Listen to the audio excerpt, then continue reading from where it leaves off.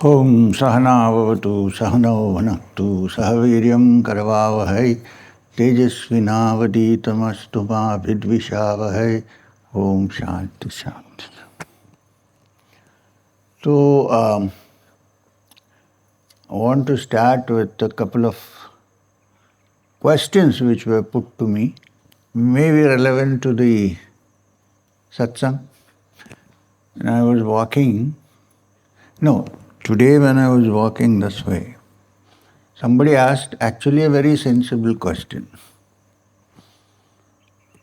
मैंने कहा कि you just now said that the intellect is limited and that we should go beyond the intellect. Magar, every day when we chant the Gayatri, the mantra says, increase my intelligence. So kyun? Is that a contradiction? This question is a very important, serious question. Okay, now the Gayatri Mantra comes from the Rig Veda, and the Rishi to whom the Gayatri Mantra occurred, and from there it has started, was none other than Vishwamitra.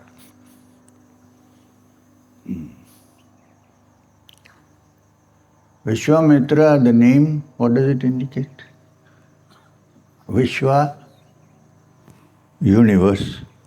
Mitra, friend. Vishwamitra, friend of the universe, founded the Gayatri. Okay. Now what the Gayatri Mantra is, how is it chanted, not how is it chanted, but what is it? What is the Gayatri Mantra? It is Om, Bhu, this is not how it is chanted, I am just giving you Om, Bhur, Bhuva, Swa. Please note, it is not Swaha. Om, Bhur, Bhuva, Swa. Tat Savittar Varenyam. There is no Om after, before the Tat. Om, Bhu, as in the Rig Veda. Om, Bhur, Bhuva, Swa, Tat Savittar Varenyam.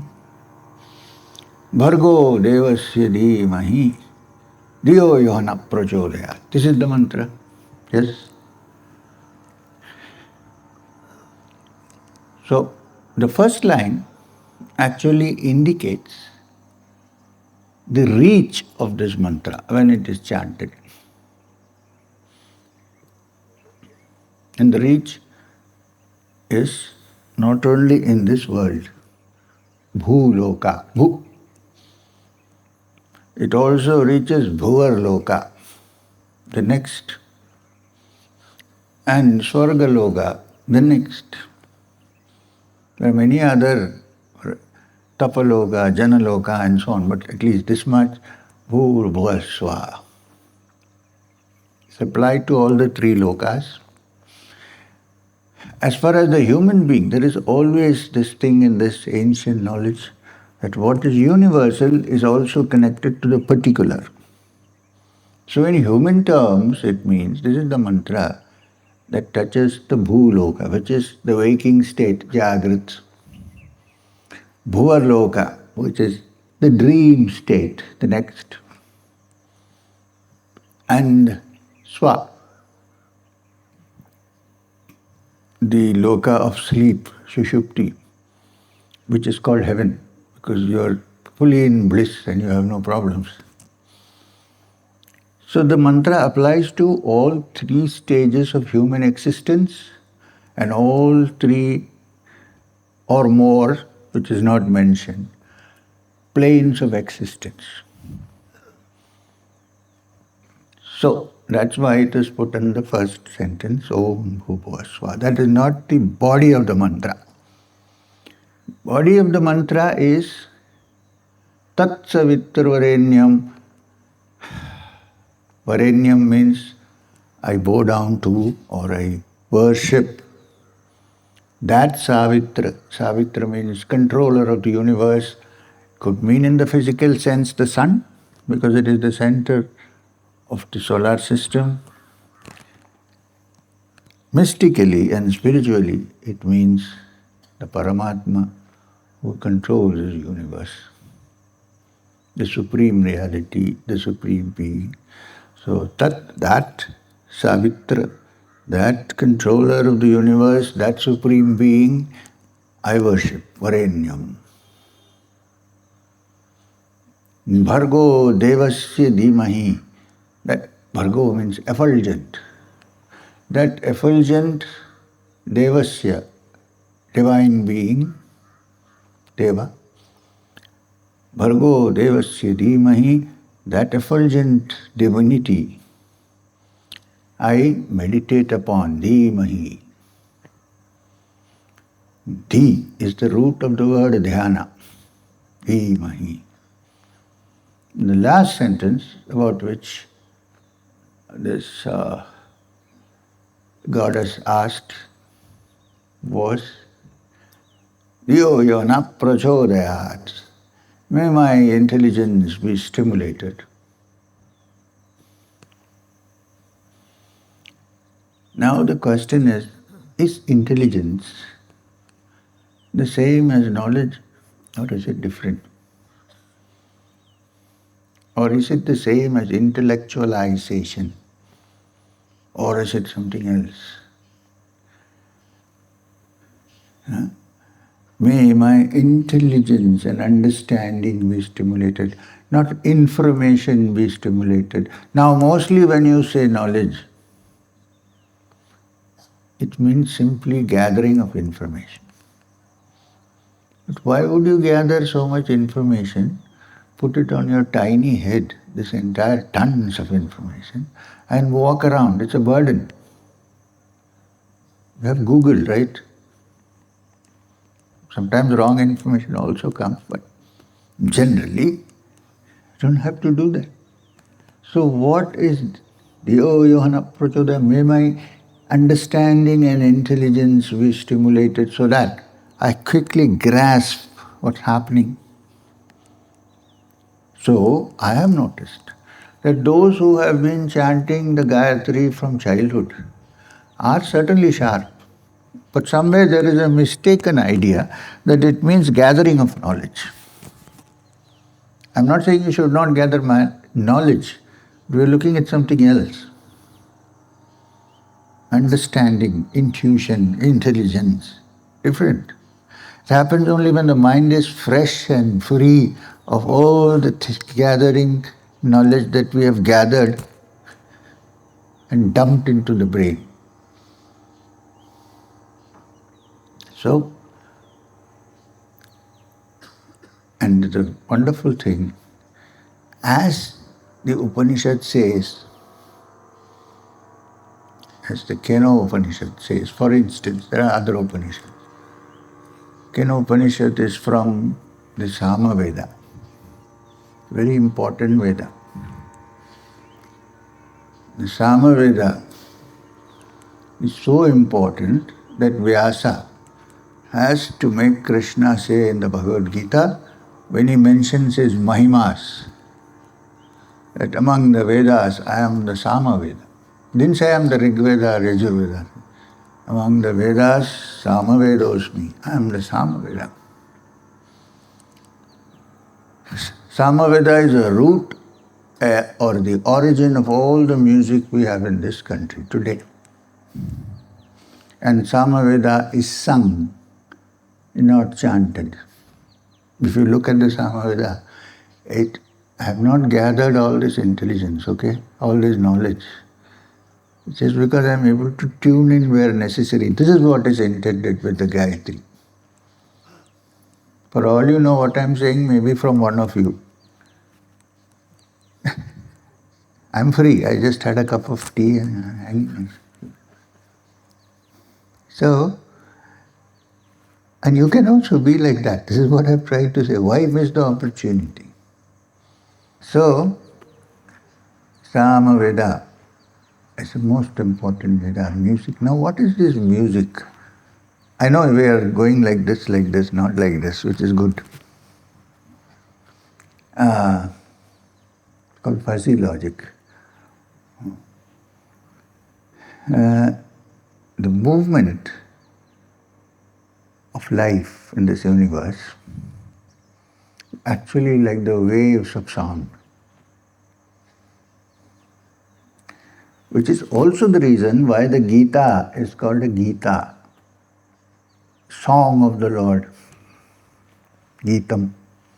You can't talk the Gita, you can only sing it. Geetam can be only sung, right? Gayanti, you cannot. Why? Because if you read between the lines, it is the sound of the flute that takes you to Krishna. Rather, okay, let's shift to another subject. It's all because you asked me about the Gayatri. Because, how many of us are sitting here? Believe me, we cannot think without a language. Many of you must be thinking in different languages. You might have studied English, but when it comes to thinking, you'll be thinking in the language you're most familiar with. So thinking, all thought is constructed by language, or rather, all language is constructed by thought.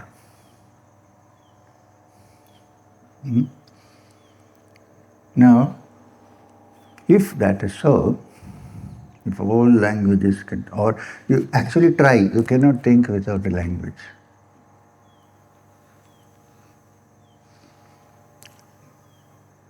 We are asking the question, is there thought without a language? Because once the language comes,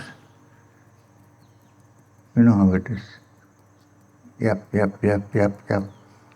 Is there an original mind, thought, which is not involved in thinking in any language whatsoever, but is merely witness.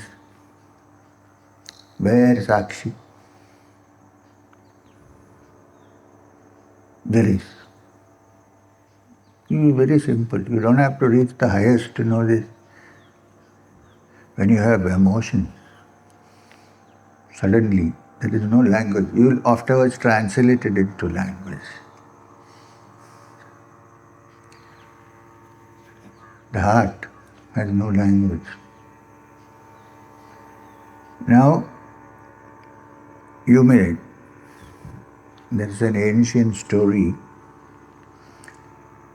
It's language that unites and divides, both.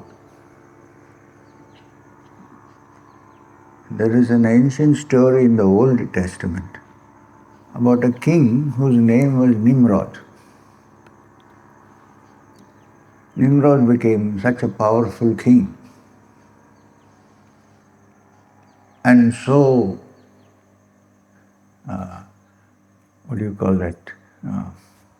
proud of his powers, so caught up in his powers, that he decided that he will build a tower so tall.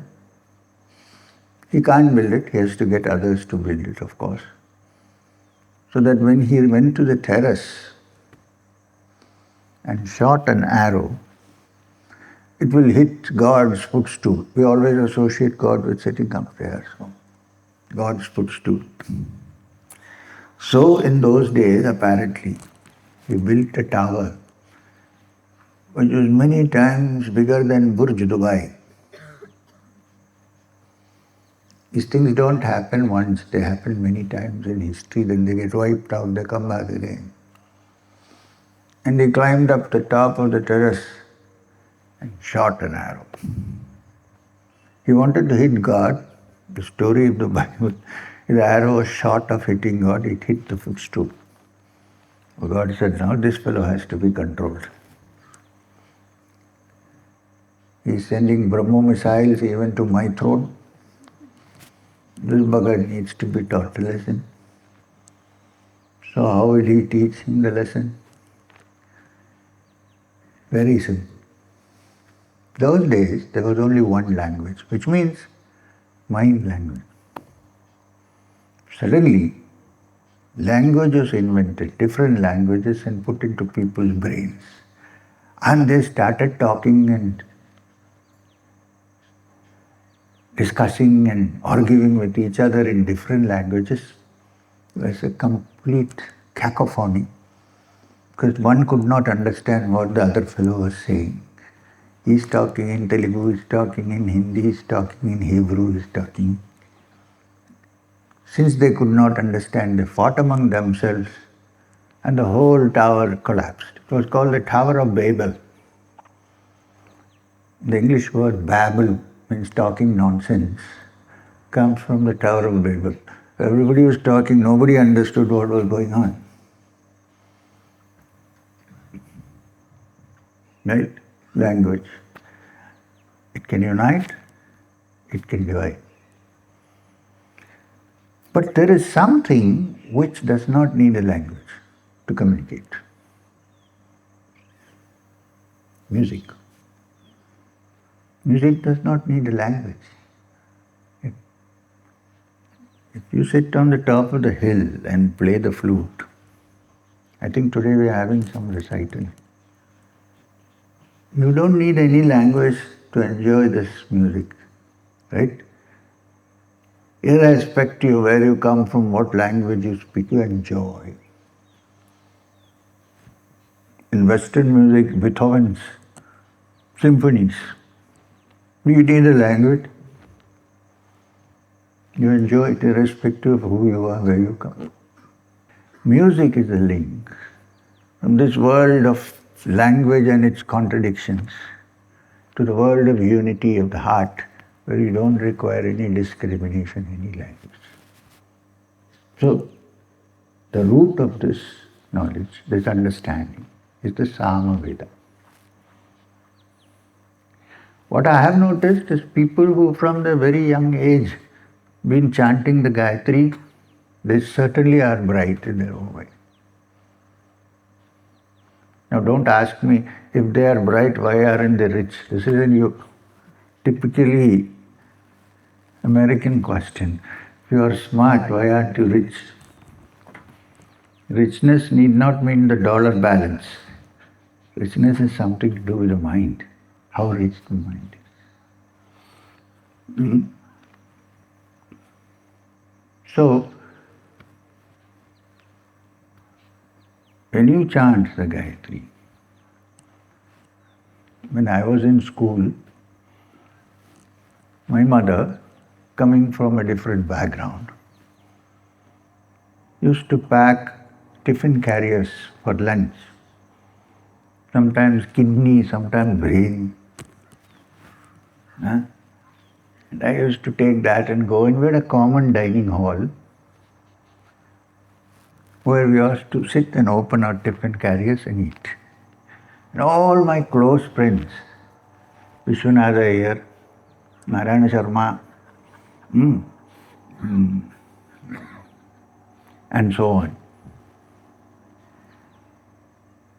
Shankara Iyer, good fellows, we all used to sit together. When I opened my box, they said, ha ha ha, it smells so nice. And you open it, they said, well, and I used to hate it. I used to put it away. There were other takers, of course. And share their food, which was what invariably throughout the year, curd rice and pickles.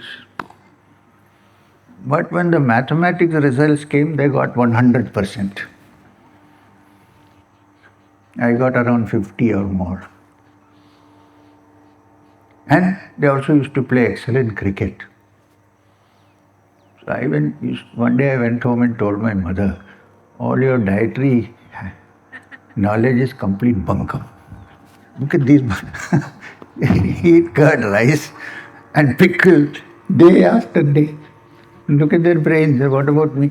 I think they were chanting the Gayatri. I was not at that time.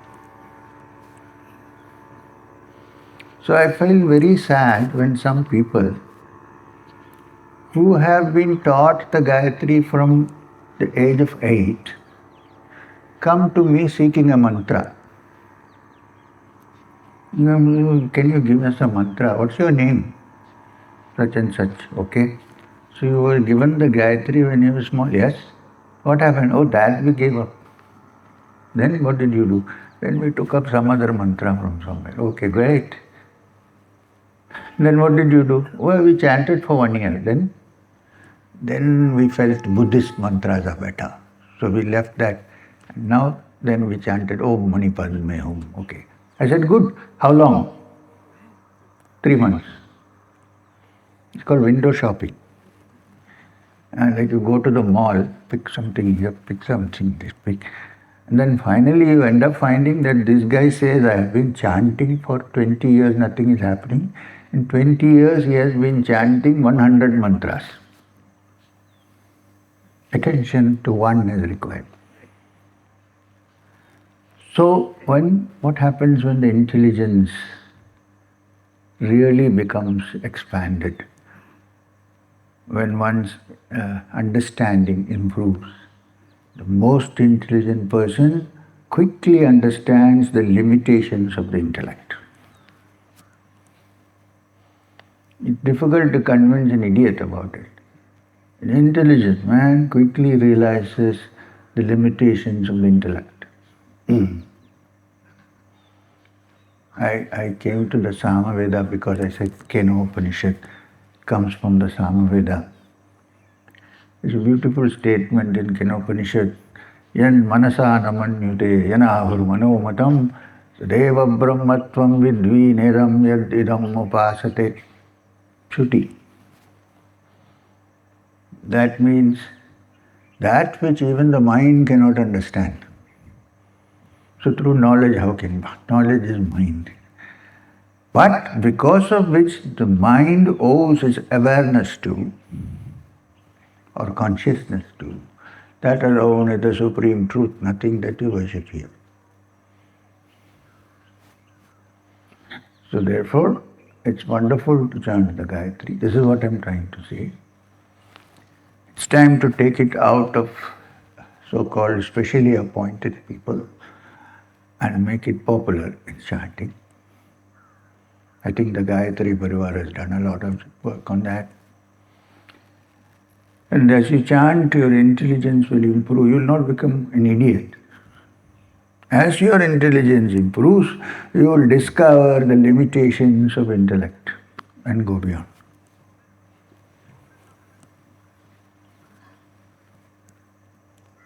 This is what I meant. So please do chant the Gayatri. Whoever Devi asked me this question. Now, second question was asked by a nice lady who was walking with me in the morning.